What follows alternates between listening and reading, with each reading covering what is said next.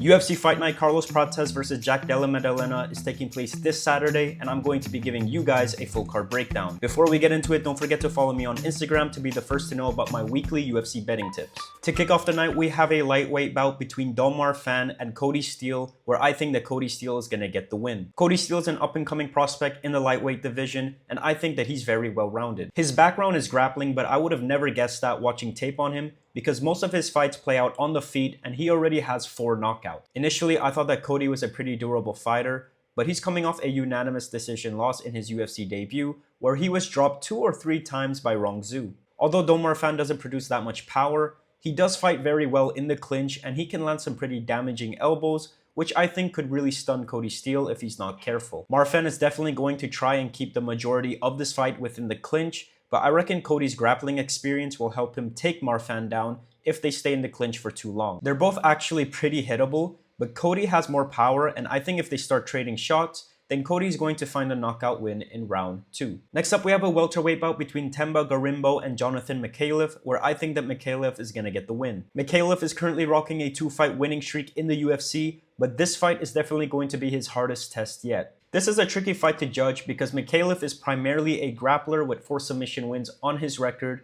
but to be honest, his grappling doesn't really impress me. Micallef usually gets his takedowns from within the clinch, which can be pretty problematic in this fight because Gorimbo usually shoots for his takedowns. But once Micallef has top control, he's really good. I'm just not sure if he'll be able to get top position, and I think he'll get taken down before he can get a takedown. Gorimbo always seems to have a dominant round 1, but from midway of round 2 and onwards, he tends to get sloppy with his takedown attempts and his striking, and that's when I think that Micallef is going to start to take over in this fight. Another issue with Gorimbo is that once he successfully gets a takedown, he doesn't really do much with it, and he doesn't really threaten any submissions. He sort of just lays on top of his opponents and tries to win a unanimous decision from control time. Gorimbo has already been submitted twice in the UFC, and I think that Micallef is going to find a submission when Gorimbo starts to shoot sloppy takedowns in either late round 2 or early round 3. Next up, we have a middleweight bout between Ben Johnston and Wes Schultz, and I think that the underdog Wes Schultz is going to get the win here. Wes Schultz is solely a grappler slash wrestler, and he's one of those fighters that I would never bet on, but I do think that he's going to win this fight. He has a very awkward style of fighting on the feet, and in my opinion, it doesn't work at all because although his combinations land cleanly, they don't produce any power. Basically, if Johnston can defend his takedowns, then he's going to win this fight because Schultz also has a very poor gas tank, and after round 1, he's practically a punching bag. The reason I'm not taking Johnston to win in this fight is simply because he's very inactive and his last fight was in March of 2024. Despite being on a 4-fight winning streak with all of them coming by way of finish, he hasn't fought any tough competition yet, and he'll be making his debut in the UFC this Saturday. Where Schultz, on the other hand, has fought dangerous strikers in the UFC such as Abdul Malik and Damian Piñas, and I think his experience advantage is going to serve him well in this fight. I think Schultz will be able to get this fight to the ground and find an early submission, because if he doesn't find a finish, then his gas tank will fail him and instead he will get finished. Next up, we have a bantamweight bout between Colby Thicknesse and Vince Morales, where I think that Thicknesse is going to get the win. Colby is a decent stand-up striker whose current record is 8-1, and his only loss was a decision against Ilya Topuria's brother. He doesn't really have that much power in his hands, but he does produce a lot of volume in his strikes, which is why most of his fights have gone the distance. In his fights that have gone the distance, he's never really hurt his opponent,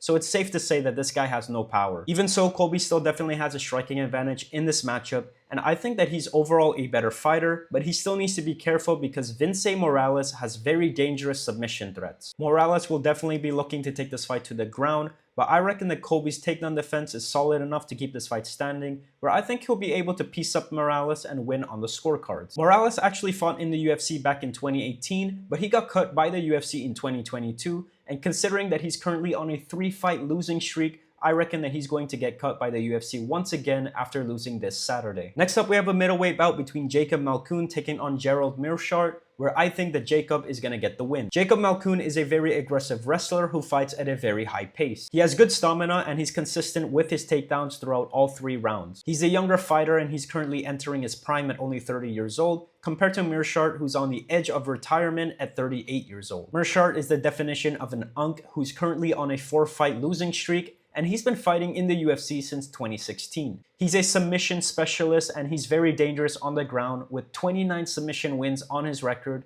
and he's fought literally everybody in the division. He's definitely way past his prime and he slowed down tremendously, and his durability is simply just not there anymore. I could see Meerschaer laying on his back for the majority of this fight, and he may threaten a submission or two, but I reckon that Jacob is going to dominate and win a 30-27 unanimous decision win. Next up, we have a light heavyweight bout between Junior Tafa and Kevin Christian, where I think that Tafa is going to get the win. Tafa has very heavy hands, and all 6 of his wins have come by way of knockout. Tafa is purely a stand-up fighter with little to no ground game, and his current record stands at 2 wins and 5 losses in the UFC, but all of his losses have come to opponents that have the ability to grapple. This fight will play out a little bit differently because although Christian has 5 submission wins on his record, he never initiates the grappling, and I think that most of this fight is going to play out on the feet. Christian is very tall for the division, standing at 6'7", and he likes to fight at a range. Christian uses his reach advantage to pick his shots from a distance with his long jab and kicks, but Tafa's fighting style is the exact counter to Christian's fighting style. Tafa is a brawler who can fight a messy fight, and I think he'll be aggressive enough to overwhelm Christian and surpass his range. A common problem with tall fighters such as Christian is that they don't really have great head movement, and they tend to eat a lot of shots to the head. Given that Christian got hurt badly in his last fight makes me question his chin and durability,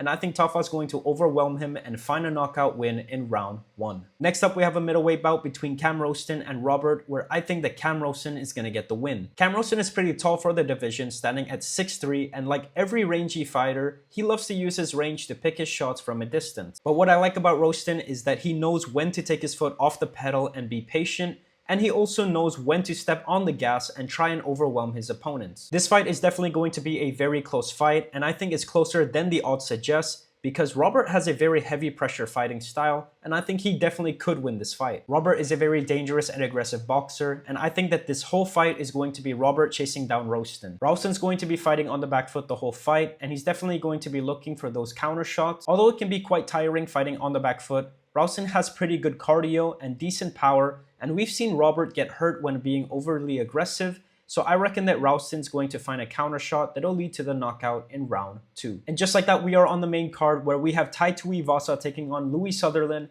and I think that the underdog, Louie Sutherland, is going to get the win. This is the battle of the shits. We have Louie Sutherland, who doesn't have the best fight IQ and hasn't won a fight in the UFC, taking on a very experienced fighter in Tuivasa, who's currently on a 5-fight losing streak. To be fair, Sutherland did have some tough matchups within the UFC, having fought Walter Walker and Brando Pericic, and this is definitely a step down in competition for him. I'm simply taking Sutherland to get the win here because he has a better gas tank, and Tuivasa has slowed down tremendously over the years, and he just doesn't seem dialed in the fighting business anymore. He seems to be more busy building his company outside of the UFC, and I thought that he was going to retire after losing his last fight against Teixeira. I think the UFC is giving him another opportunity to fight in his home country once again so he can finally retire. Sutherland seems to struggle against aggressive fighters, but Tuivasa has become a very passive fighter as of lately, and I actually think that Sutherland is going to be the aggressor in this fight. He'll be the more active fighter, and I reckon he'll stun Tuivasa, and Tuivasa is just going to shell up on the ground and accept a TKO loss before retiring in front of his home crowd. Next up, we have a heavyweight bout between Brando Pericic and Shamil Gaziev, where I think that Brando Pericic is going to get the win. Both of these fighters are heavy-hitting heavyweights, with most of their fights ending by knockout. Brando has 6 wins, with 5 of them coming by way of knockout, and Gaziev has 14 wins, with 9 of them coming by way of knockout. I think Brando wins this fight simply because of his aggression. Gaziev tends to succeed when he's the one that's pushing the pace and pressing forward, but that's unlikely to happen here. He's more of a measured striker who picks his shots 1 or 2 at a time,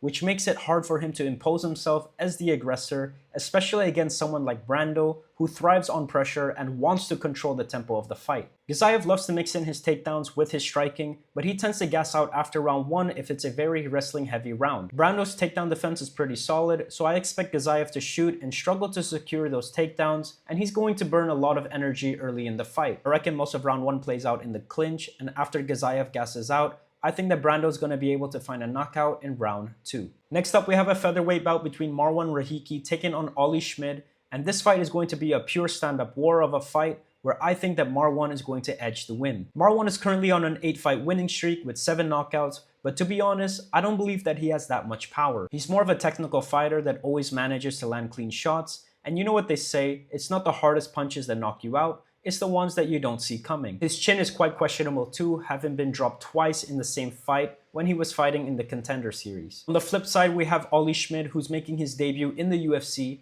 and he's not too bad on the feet, but Marwan is definitely the better striker. What I do like about Schmid is that he does have the ability to fight on the ground, and he does mix things up from time to time, but he doesn't always utilize his takedown abilities, and I reckon that'll cost him the win in this fight. Schmid is obviously more comfortable fighting a stand-up fight, but that's exactly where Marwan wants this fight, and Marwan is a better striker than Schmid, so I think that Marwan's going to be able to find a knockout win in round 2. Next up, we have a flyweight bout between Steve Erceg and Tim Elliot, where I think that Erceg is going to get the win. Erceg is one of those fighters that has a lot of losses in the UFC, mainly because he's fought such tough competition. He's lost to Pantoja, Kai Kara-France, and Moreno, but he's a pretty well-rounded fighter, and he's shown that he can find success in fighting both grapplers and strikers. The only real bad thing about him is that he doesn't have any power in his hands, and he relies too much on the judges. Elliot, on the other hand, is a submission artist with a very awkward style of stand-up fighting that makes him sort of unpredictable on the feet. He's coming off an impressive submission win as an underdog over Kai Azukura,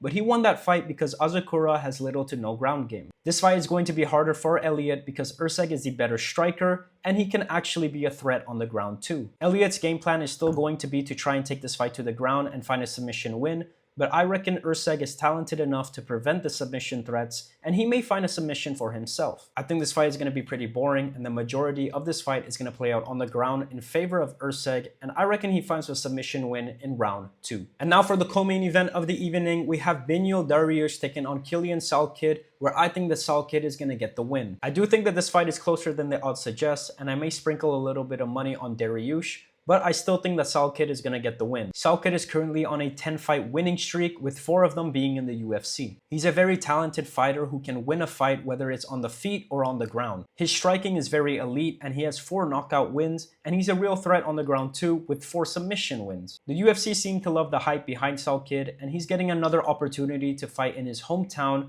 but Dariush is a big jump in competition for him. Dariush has been knocked out 3 times in his last 4 fights, and his durability is really fading, but his recent losses have all come to the top contenders. He lost to Charles Oliveira, Benoit Saint-Denis, and Arman Tsarukyan. But he also has some wins over some dangerous fighters such as Renato Moicano, Drew Dober, and Gamrot, so I'm not counting him out to win this fight. Dariush is a heavy wrestler, and if this fight plays out mainly on the feet, then Dariush will definitely get knocked out, so he's going to try and minimize the probability of damage by fighting in the clinch and or on the ground. I do think he'll successfully take Salkilld down at least once and maybe even win a round, but I reckon once this fight hits the ground, Salkilld is going to be able to find a submission win in round 2. Just like that, we are on the main event of the evening, where we have Carlos Prates taking on Jack Della Maddalena, where I think that Carlos Prates is going to get the win. Prates is one of the most dangerous finishers in the division right now, and he's coming into this fight with some serious momentum, including a statement knockout over Leon Edwards. JDM, on the other hand, is clean and technical, but Prates hits harder, throws with more intent, and carries real one-shot knockout power,